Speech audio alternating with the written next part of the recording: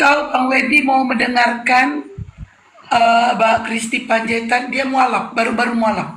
Mbak Kristi Panjaitan, boleh mungkin menceritakan bagaimana Anda tidak percaya dengan Bible, biar BND bisa mendengarkan.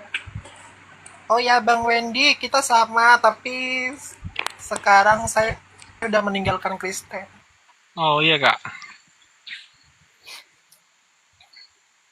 Saya juga tidak percaya tentang Yesus disalib, kemudian Yesus menjadi penebus dosa umat Kristen di dunia. Iya. Karena saya gini Bang Wendy, Iya Kak. kalau Yesus itu menebus dosa di dunia, kalau saya tuh gini aja berpikirnya, kalau Yesus menebus dosa di dunia, kenapa iblis juga tidak ditebus? Kan iblis juga makhluk ciptaan Yesus. Itu kalau Iya betul itu Kak. pemikiran Iya. orang Kristen ya Bang. Mm-mm. Nah nanti Abang bertanya sama Pak Ustadz Yusuf, karena aku juga mau belajar tentang Islam, karena kan ilmu saya tentang Islam kan masih dangkal, gitu, masih belajar gitu kan. Iya. Aku cuma mau bertanya seputar Islam tuh gini Bang Wendy, tentang Hmm. apa sih fungsinya Allah tuh menciptakan manusia dan iblis gitu kan, fungsinya kan untuk menyembah kepada Allah gitu, sujud kepada Allah gitu kan, Iya Kak. dan kenapa iblis tuh sampai di laknat Allah, endingnya itu ke neraka gitu. Hmm. Ya tadi itu kan kalau di Kristen kan penebusan Yesus itu terhadap manusia ya Bang ya, tapi tidak Iya. masuk akal menurut saya ya kan, nggak Ya sama logika. aku juga Kak. Iya, kenapa Yesus katanya kan Tuhan, Tuhan baik, Yesus itu Tuhan baik di agama Kristen, tetapi kenapa dia kok jahat? Dia tidak menebus dosa iblis. Iblis itu lebih jahat loh, Iya. lebih berdosa daripada manusia loh maksudnya. Kenapa itu berdosa iblis? Iya, kenapa tidak ditebus dengan Tuhan Yesus? Ya kan? Hmm. Iya betul itu Kak. Itu poinnya. Kalau kalau saya, makanya saya meninggalkan Kristen. Hmm. Ya coba Bang Wendy, logika aja lah Bang Wendy berpikirkan kenapa Tuhan Yesus itu hanya menebus dosa umat manusia. Terus kalau kita bertanya kepada pendeta, Pak Pendeta, apakah kalau kita memang benar-benar ikut Yesus Kristus, dosa kita ditebus? Oh ya jelas ditebus, tetapi ada saatnya nanti kita dimasukkan ke neraka dahulu, dicelup-celup ke neraka dahulu, baru dimasukkan ke surga. Jadi pendapat pendeta tuh beda-beda, yang saya ketahui dan pengalaman saya selama di gereja. Hmm. Apa yang dicelupkan? Ya, pendeta lain Bang, pendeta lain mengatakan katanya kalau kita ikut Tuhan Yesus Kristus, percaya dengan Kristen, Yesus Kristus, dosa kita udah diselamatkan sama Yesus Kristus, tidak ada dicelup-celup ke neraka. Tetapi pendeta ini beda. Nah, tanpa dalil, tanpa data. Betul nggak Bang Wendy? Iya iya iya. Nah, dari sini apa namanya pengetahuan tentang Yesus Kristus itu Tuhan tuh gugur di sini. Iya kalau gitu. Apa yang dicelup ke neraka? Ya, itu kalau di dalam Kristen bukan neraka, namanya api penyucian. Penyucian. Ya, nggak pernah dengar.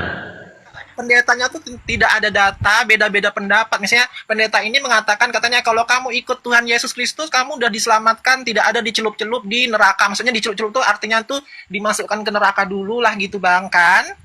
Baru ke Iya. surga. Nah, di pendeta lain bilang, kamu harus dicelup-celup juga dulu. Meskipun kamu percaya kepada Tuhan Yesus, kamu kalau kamu banyak dosa juga tetap dicelup ke neraka, baru ke surga. Jadi mana yang benar? Dalilnya saya tanya nggak ada. Imani saja katanya. Neng. Aku bingung juga kayak gitu loh Kak.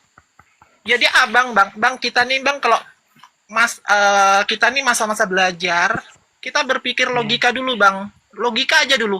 Dari penebusan dosa Yesus itu nggak masuk akal loh. Iya.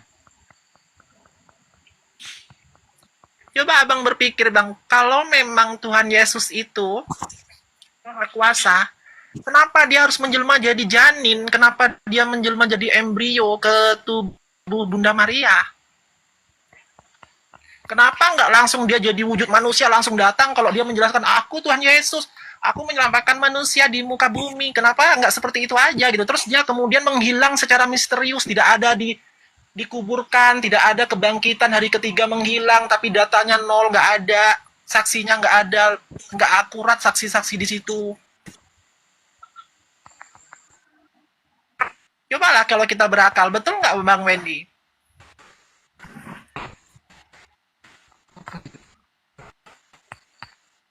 Betul nggak Kak? Banyak banyak kebohongan tentang Mm. kebangkitan Yesus, tentang penyaliban Bahaya di Yesus. pendeta. Saksinya siapa di situ pada waktu itu gitu loh.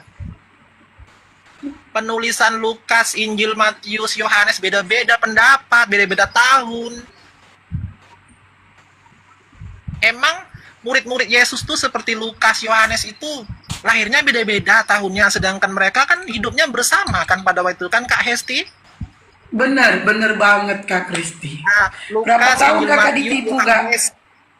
Iya, Injil Lukas, Matius, Yohanes itu kan murid-murid Yesus ketika Yesus masih hidup, mereka bersama gitu kan. Tetapi kenapa pendapatnya kok beda-beda tahun? Apa Lukas lahirnya tahun ini? Apa Yohanes lahirnya tahun Mungkin ini? Kan mungkin beda Kak. ya. Contohnya kayak aku 85, Kakak mungkin 8 berapa ya kan? Gak tau lah tuh. Jadi itu aja ya nggak logikanya gitu. Cuman saya mau bertanya sedikit sih tentang Islam, cuman dikit tapi takut salah tanya aja.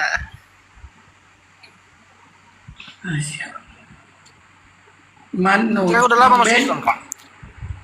Belum lama, cuman saya belajar terus udah lama, belajar tentang Islam udah lama, tapi kalau masuk Islamnya belum lama. Cuman Bang Wendy berpikirlah secara logika. Kita logika dulu Bang, bukan imani dari hati dulu, kita logika dulu.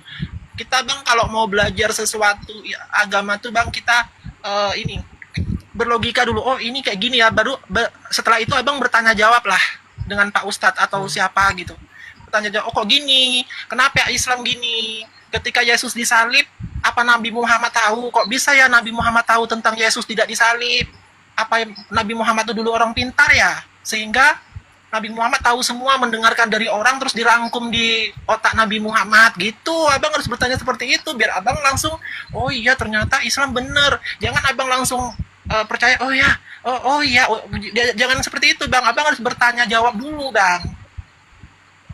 Oke lah, oke. Saya enggak. Masalah penebusan dosa ya Bang di Kristen itu udah gugur. Ini kan pendapat saya, gugur ya Bang penebusan dosa di Kristen.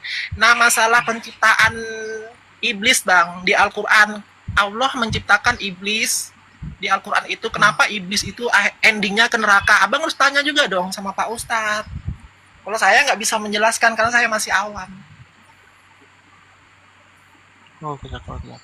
Kan dia Bang ada ini Bang, ada kemiripan penebusan dosa manusia antara Tuhan Yesus dengan manusia.